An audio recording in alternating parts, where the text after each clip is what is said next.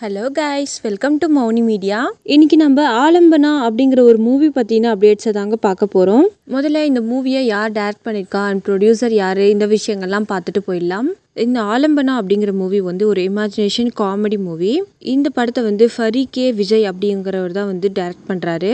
இதுதான் வந்து அவர் டைரக்ட் பண்ணுற ஃபர்ஸ்ட் படம். இவர் வந்து இந்த படத்தில் இருந்து தான் டேரக்டராக வந்து அறிமுகமாகிறாரு. இந்த படத்துக்கு வந்து கோட்டப்பாடி ராஜேஷ் அவர்களோட கொஸ்தபு என்டர்டைன்மெண்ட்டும் அண்ட் கேஜிஆர் ஸ்டூடியோஸும் சேர்ந்து தான் வந்து ப்ரொடியூஸ் பண்ணுறாங்க.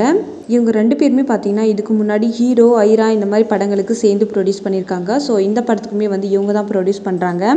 இந்த படத்துக்கு எடிட்டிங் யார் பண்ணியிருக்காருன்னு பார்த்தீங்கன்னா சான் லோகேஷ் தான். இந்த படத்தோட ப்ரொடக்ஷன் பற்றின டீட்டெயில்ஸையும் அண்ட் கான்ட்ரவர்சிஸையும் கொஞ்சம் பார்த்துட்டு வந்துடலாம். இந்த ஆலம்பனா அப்படிங்கிற மூவிக்கு வந்து கேஜிஆர் ஸ்டூடியோஸ் வந்து 2019 ப்ரொடியூஸ் பண்ண போகிறதா கன்ஃபார்ம் பண்ணிட்டாங்க.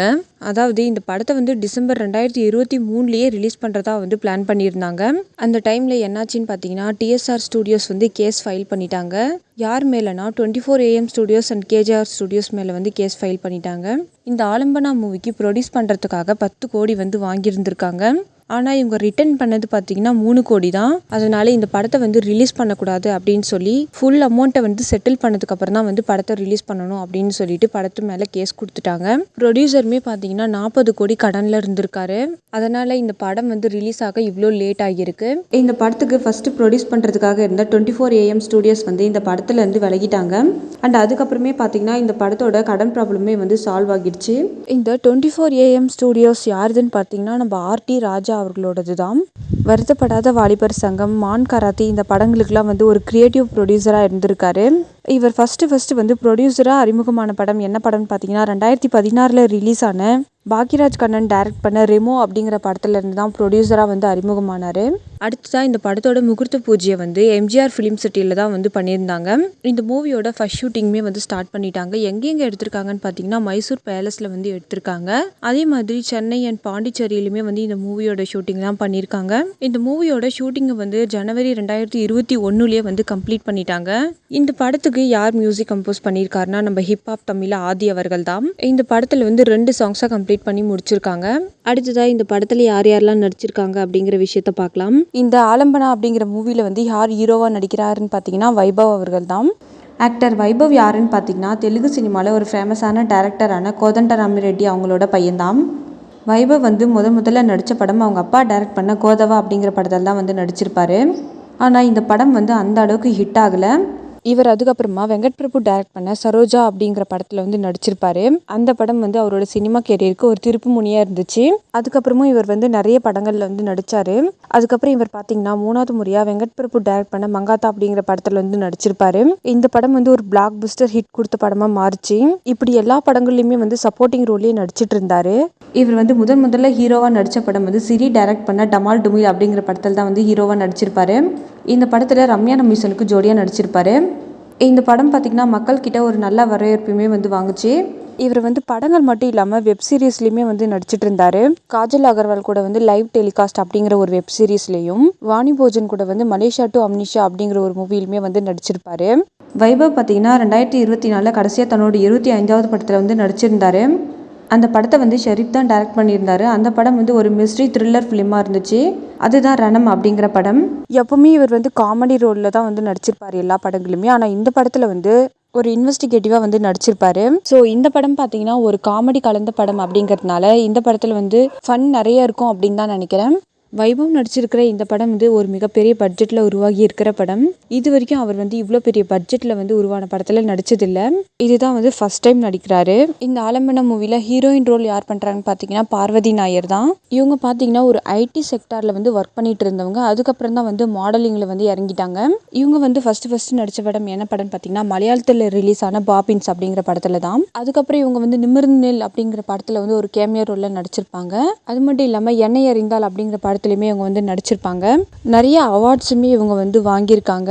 இவங்க பார்த்தீங்கன்னா இந்த சினிமா ஒர்க்ஸ் மட்டும் இல்லாமல் சோஷியல் ஒர்க்லையுமே வந்து ஈடுபடுறாங்க. பார்வதி நாயர் வந்து தமிழில் மட்டும் நடிக்காமல் கன்னடா, தெலுங்கு, மலையாளம் இப்படி எல்லா லாங்குவேஜஸ்மே வந்து நடிச்சிட்டு இருக்காங்க. கண்டிப்பாக இவங்களோட நடிப்பு இந்த மூவியில் வந்து ரொம்ப சூப்பராக இருக்க போகுது. இந்த மூவியில் சப்போர்ட்டிங் ரோல் பண்ணக்கூடிய ஆக்டர்ஸ்லாம் யார் யார் அப்படின்றத பார்த்துடலாம். இந்த படத்தில் வந்து முனிஷ்காந்த் வந்து நடிச்சிருக்காரு. இவரோட ஒரிஜினல் பேர் என்னன்னு பார்த்தீங்கன்னா ராம்தாஸ் தான். இந்த படத்தில் முனிஷ்காந்த் பார்த்தீங்கன்னா ஜீனி ரோலில் நடிக்க போகிறதா சொல்லியிருக்காங்க.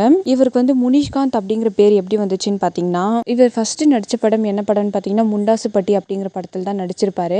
இவருக்கு முனிஷ்காந்த் அப்படிங்கிற பேர் வந்து இந்த முண்டாசுப்பட்டி படத்தின் மூலமாக தான் வந்து கிடைச்சிது. அதுக்கப்புறம் இவர் வந்து மாநகரம், மரகத நாணயம் இந்த படங்கள்லாம் வந்து நடித்து ரொம்ப ஃபேமஸ் ஆனார்.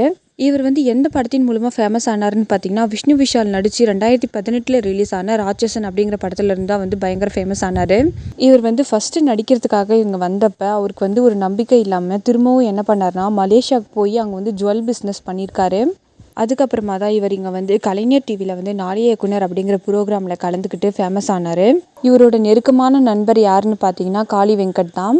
ஏன்னா அவர் தான் வந்து இவரை ஃபோர்ஸ் பண்ணி அந்த நாளைய இயக்குனர் ப்ரோக்ராமில் வந்து கலந்துக்க சொல்லியிருக்காரு. ஸோ அதன் மூலயமா தான் இவருக்கு வந்து பட வாய்ப்புகளுமே வந்திருக்கு. அடுத்ததாக இந்த படத்தில் யோகி பாபு, ஆனந்தராஜ் இவங்களுமே வந்து நடிச்சிருக்காங்க.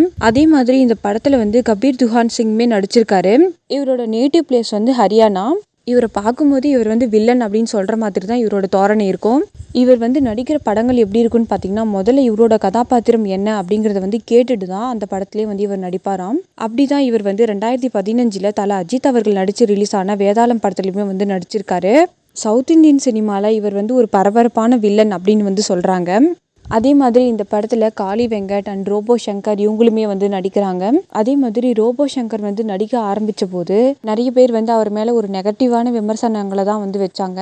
மற்றவங்களோட காமெடிஸை அவர் திருடி பண்ணுறாரு அப்படிங்கிற ஒரு இஷ்யூமே அவர் மேலே இருந்தது. இப்படி அவர் மேலே நிறைய கம்ப்ளைண்ட்ஸ் இருந்தாலும் அவர் வந்து இந்த வேலைன்னு வந்துட்டா வெள்ளைக்கார அப்படிங்கிற மூவியில் வந்து சூப்பராக நடிச்சிருப்பாரு. அதே மாதிரி இதற்குத்தானே ஆசைப்பட பாலகுமார் அந்த படத்துலையுமே வந்து இவரோட நடிப்பு நல்லா இருந்திருக்கும். ரீசெண்டாக அவருக்கு வந்து மஞ்சக்காமலை நோய் வந்ததுனால பயங்கர வெயிட் லாஸ் ஆகி படங்களில் வந்து நடிக்க முடியாமல் போயிடுச்சு. இந்த வருஷத்தில் இவர் நடிச்சிருக்கிற ஃபர்ஸ்ட் படம் இந்த படம் தான்.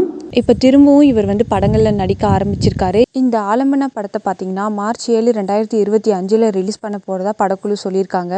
இந்த படத்தை ஷூட் பண்ணியே 2 வருஷம் ஆகுது. ஸோ இதுவே ரொம்ப லேட். இவ்வளோ ப்ராப்ளம்ஸை தாண்டி தான் இந்த மூவி ரிலீஸ் ஆக போகுது. எப்படி இருக்குது அப்படிங்கிறத வந்து நம்ம வெயிட் பண்ணி பார்ப்போம். உங்களுக்கு வைபவ் நடிச்சிருக்கிற படங்களில் எந்த படம் ரொம்ப பிடிக்கும் அப்படிங்கிறத வந்து கமெண்ட்டில் சொல்லுங்கள். இதே மாதிரி அடுத்தடுத்து வரப்போகிற மூவிஸோட அப்டேட்ஸ் தெரிஞ்சுக்க எங்கள் மௌனி மீடியா சேனலை ஃபாலோ பண்ணுங்கள். தேங்க்யூ.